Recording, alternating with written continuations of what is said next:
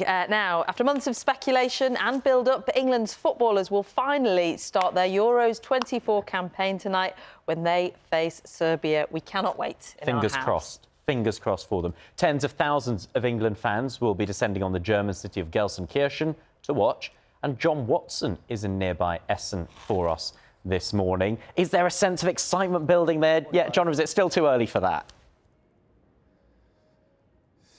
Well, we do have some fans who are staying here in Essen with hotel rooms at a premium in Gelsenkirchen, but the atmosphere will be building, won't it? As it will be back home, of course, as we edge towards kick-off tonight at 8 o'clock. Gareth Southgate, his message to the England fans, enjoy it. His message to those England players is that they will need to be at their very best, not just to get past Serbia, but of course to try and get out of the group. And he will be fully aware of some of the other nations and the results they've produced so far. We'll be looking at those in a moment. But let's go inside the England dressing room, shall we? We're joined this morning by the former England goalkeeper, Joe Hart, who's with us. You've played in numerous big tournaments, Joe. Great to see you this morning. How will those players be feeling? What will the mood be like currently amongst the England squad? The mood will be ready. They'll be excited. It's what they do. It's what they do best. The boys play at a really high level. They've been working hard as a group now, and I'm sure they'll have all the instructions that they need, and they'll be ready to, execute when it comes game time. What is it like? I mean, you've been there. You've been part of squads at major tournaments. You know the players very well, having only just retired from professional football. Is it a wonderful atmosphere in there amongst those players when you're playing for something as big as a major trophy? Yeah, I think you kind of flip between the two people, don't you? There's no getting away from it. These boys have grown up probably supporting England, probably watching these tournaments, but at the same time they're hard, very, very high-level professional footballers. So you kind of flip between the two. You understand what's going on around you, the family, the friends, the buzz, but at the same time they've got a job to do. And as the game comes closer, that'll be the focus. So tell us. The fans are expectant, as they so often are, but the players genuinely believe that they can do it, and rightly so, having made the final of the last Euros when they lost to Italy. Do you think England will do it, will get over the line at long last at a major tournament?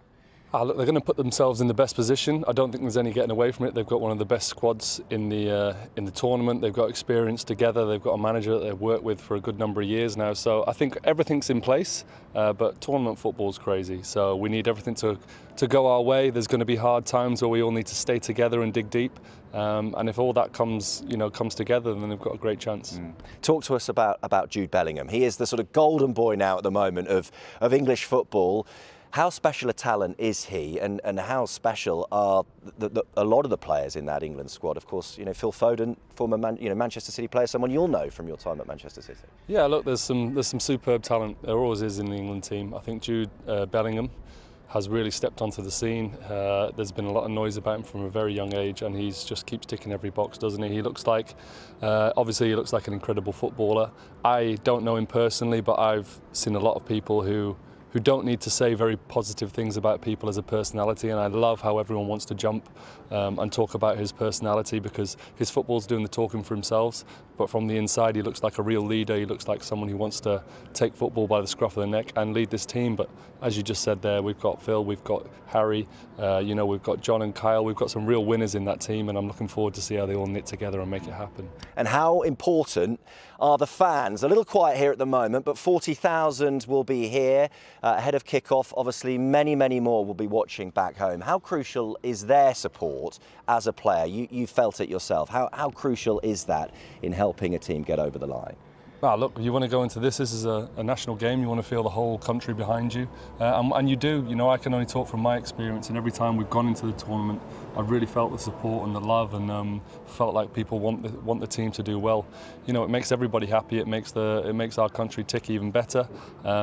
But it won't be through lack of trying from everyone. And if we're all together, we've got a very good chance. Well, you're going to be pitchside tonight with the game live on BBC One.